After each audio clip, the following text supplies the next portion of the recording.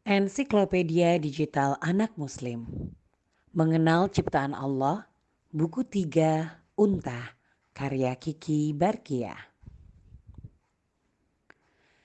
Di tengah padang pasir yang tandus dan kering, Rasulullah SAW bersama Abu Bakar Ashidik radhiyallahu an pernah melakukan hijrah dari kota Mekah ke kota Madinah di Jazirah Arab.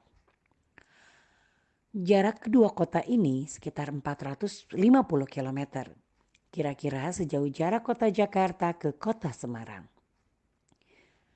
Bila jamaah haji dan umroh di masa kini melakukan perjalanan antar kedua kota itu dengan menggunakan bus, mereka membutuhkan waktu sekitar 6 jam untuk sampai. Masya Allah, bagaimanakah perjalanan Rasulullah SAW dan Abu Bakar Ashidik radhiyallahu an saat berhijrah dengan hanya menunggangi unta? Bayangkan saja jika kita menaiki unta dari kota Jakarta sampai kota Semarang, tentu membutuhkan waktu berhari-hari. Perjalanan jauh yang membutuhkan waktu lama pasti membutuhkan bekal yang tidak sedikit. Tidak hanya bagi manusia yang menunggangi hewan tunggangan, namun hewan pun harus memiliki bekal yang cukup untuk melakukan perjalanan jauh. Bagaimana unta menyiapkan bekalnya? Padahal tidak banyak sumber air dan tanaman yang tumbuh di padang pasir yang gersang. Allah Subhanahu wa taala berfirman dalam Quran surat Al-Ghasyiyah ayat 17. Maka apakah mereka tidak memperhatikan unta bagaimana ia diciptakan? Unta adalah salah satu tanda kebesaran Allah. Setiap bagian tubuh unta menunjukkan keajaiban penciptaan Allah. Allah menciptakan unta sebagai hewan yang mampu hidup di gurun pasir yang gersang dan sangat panas dengan perubahan cuaca yang sangat ekstrim. Saat siang, suhu padang pasir bisa mencapai 49 derajat Celcius, sedangkan saat malam bisa sangat dingin membeku. Kehidupan di padang pasir. Semua hewan yang dapat hidup di gurun pasir memiliki keistimewaan pada tubuhnya agar mampu beradaptasi dengan lingkungan dan cuaca yang ekstrim. Hewan padang pasir. Di antara hewan yang mampu hidup di gurun pasir adalah rubah gurun, gerbil atau sejenis hewan pengerat, tokek gurun atau tokek leopard, jackrabbit atau kelinci gurun, kalajengking, burung roadrunner, sab atau kadal gurun, ular, unta, dan beberapa serangga. Unta adalah satu-satunya hewan bertubuh besar yang mampu bertahan hidup di gurun pasir. Sebab di tempat ini hewan akan sulit menemui air dan makanan. Hanya sedikit pepohonan kering dan berduri yang dapat kita jumpai. Serta hanya sedikit sumber air yang dapat kita temui di sana. Terdapat dua jenis unta yang hidup di dunia. Jenis pertama adalah unta Dromedarius atau yang lebih sering dikenal dengan unta Arab.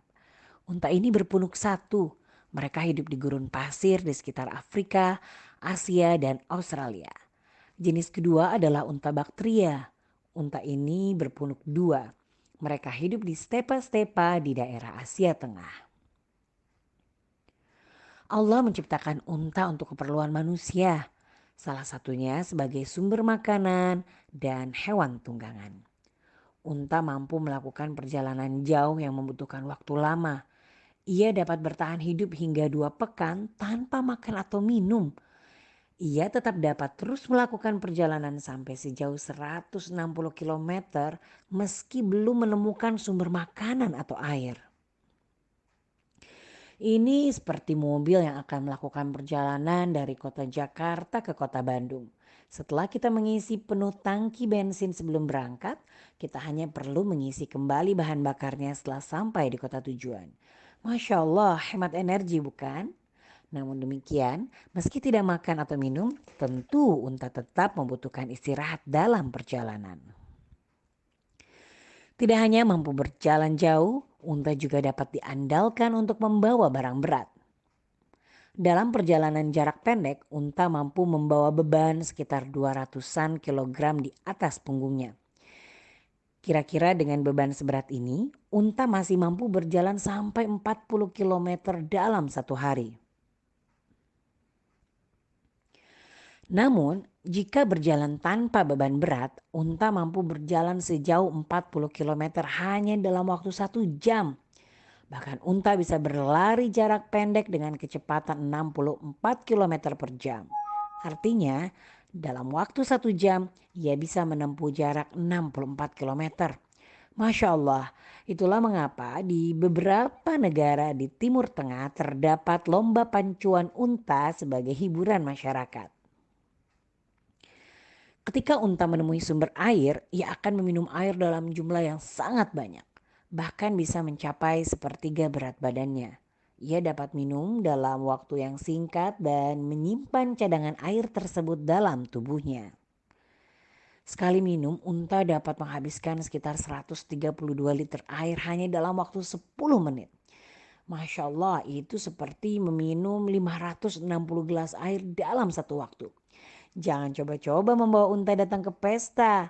Jika ia sedang haus, mungkin ia akan meminum habis semua jamuan minuman untuk para tamu kita. Unta memiliki punuk yang merupakan tempat menyimpan cadangan lemak. Dengan punuk yang Allah ciptakan, unta mampu bertahan hidup berhari-hari tanpa makan dan minum. Saat tidak ada makanan dan minuman, punuk unta ini akan memberikan energi dan mencegah unta dari kekurangan cairan. Setelah lemak dalam punuk digunakan, biasanya bentuknya berubah menjadi bergelambir. Itu tanda bahwa ia harus segera mengisi ulang sumber energi dalam tubuhnya.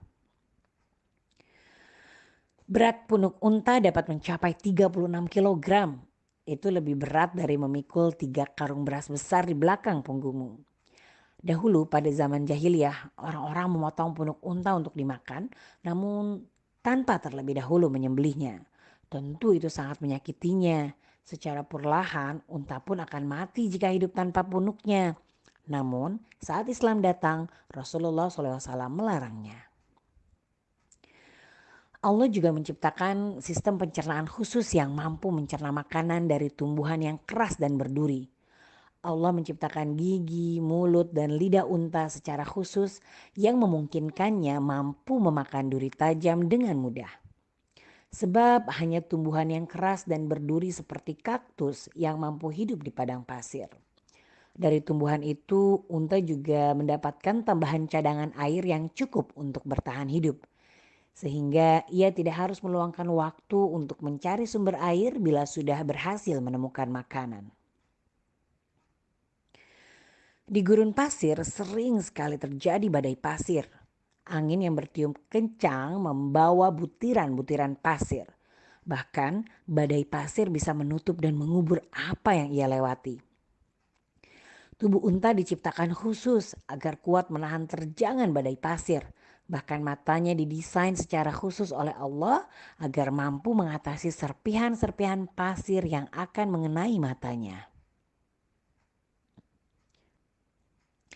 Terdapat sebuah lapisan khusus dalam mata unta yang mampu melindunginya saat pasir menerjang. Selaput khusus bersifat tembus pandang sehingga unta tetap mampu melihat walau selaput sedang menutupi matanya. Bulu mata unta diciptakan Allah begitu panjang, lentik, dan tebal. Bulu ini berbaris dalam 2 barisan untuk melindungi matanya dari pasir. Begitu juga dengan telinga yang dilengkapi dengan bulu untuk membuat butiran pasir tidak mudah masuk ke dalamnya. Lubang hidung unta pun dapat dibuka dan ditutup sesuai kebutuhan untuk mencegah pasir masuk. Tubuh unta dirancang secara khusus oleh Allah, memiliki rambut yang lebat dan tebal, serta terdapat lapisan pelindung dalam kulit. Sehingga tubuh unta kuat menahan cuaca yang sangat ekstrim. Terkadang sengatan sinar matahari begitu terik, namun di lain waktu suhu padang pasir sangat dingin membeku. Sebagai alat transportasi di gurun pasir, Allah menciptakan kaki unta yang dirancang khusus agar ia tidak mudah terperosok saat berjalan di dalam gurun pasir. Telapak kakinya lebar, berfungsi menahan agar ia tidak tenggelam ke dalam pasir. Di bawah telapak kaki terdapat bantalan tebal yang dapat melebar setiap kali unta melangkah.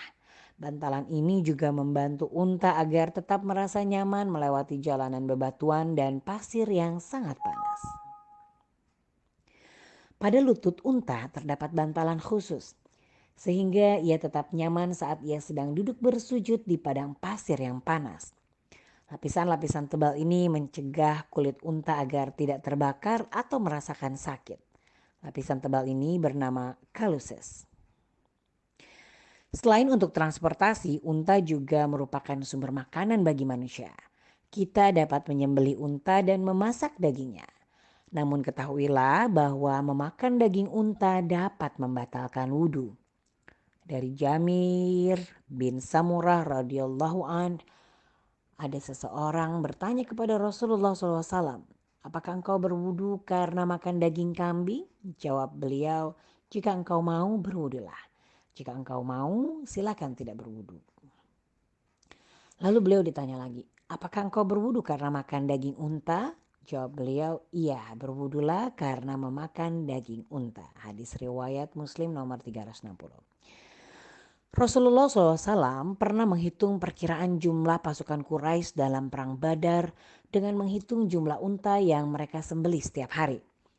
Karena pasukan Quraisy menyembelih 9 sampai 10 unta setiap hari, maka Rasulullah SAW memprediksi bahwa pasukan Quraisy dalam perang Badar berjumlah sekitar 1.000 orang.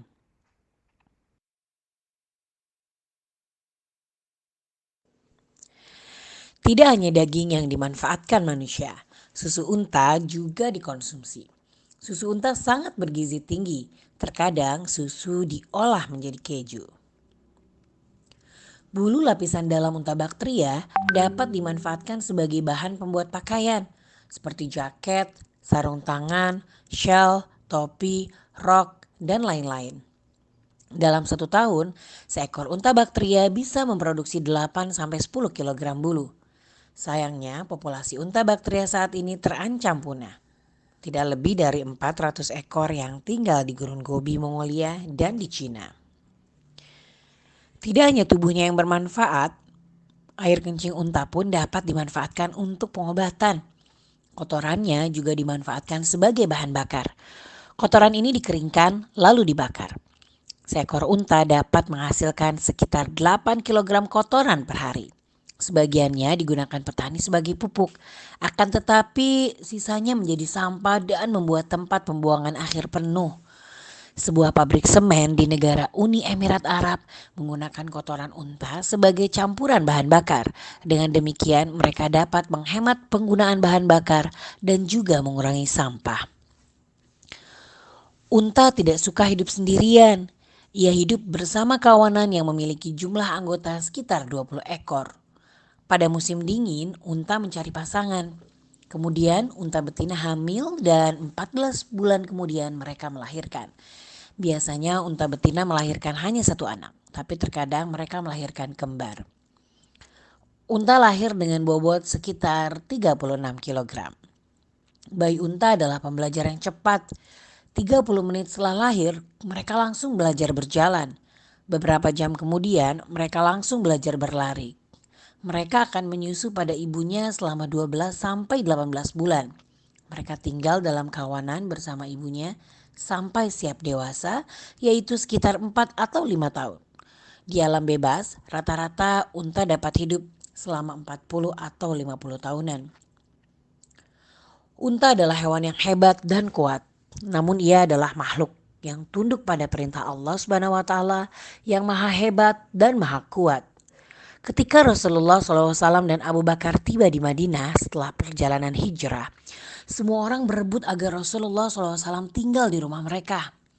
Agar tidak menyakiti hati mereka, Rasulullah menyerahkan keputusan itu kepada unta yang mendapat petunjuk dari Allah. Unta milik Rasulullah SAW yang bernama Al-Qaswa diminta terus berjalan mengikuti petunjuk Allah, kemudian berhenti pada tempat yang dipilih oleh Allah untuk menjadi tempat tinggal Rasulullah SAW. Di tempat itu pula Rasulullah SAW mendirikan Masjid Nabawi yang masih berdiri tegak hingga hari ini. Begitulah kebesaran dan keagungan Allah yang dapat kita lihat melalui penciptaan unta. Allah Subhanahu wa taala berfirman dalam Quran surat Az-Zukhruf ayat 13 sampai 14. Supaya kamu duduk di atas punggungnya Kemudian kamu ingat nikmat Tuhanmu apabila kamu telah duduk di atasnya, dan supaya kamu mengucapkan Subhanalladzi sakhkhara lana hadza wa ma kunna lahu mukrinina wa inna ila rabbina lamunqalibun. Maha suci Tuhan yang telah menundukkan semua ini bagi kami, padahal kami sebelumnya tidak mampu menguasainya, dan sesungguhnya kami akan kembali kepada Tuhan kami. Kalimat ini menjadi doa untuk melakukan perjalanan. أعوذ بالله من الشيطان الرجيم. بسم الله الرحمن الرحيم. لتستووا على ظهوره ثم تذكروا نعمة ربكم إذا استويتم عليه وتقولوا سبحان الذي سخر لنا هذا وما كنا له مقرنين وإنا إلى ربنا لمنقلبون.